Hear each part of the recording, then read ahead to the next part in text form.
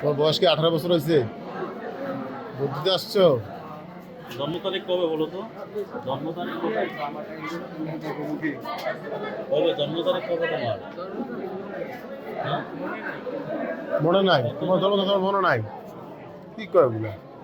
কত সালে জন্মগ্রহণ করছো এটা?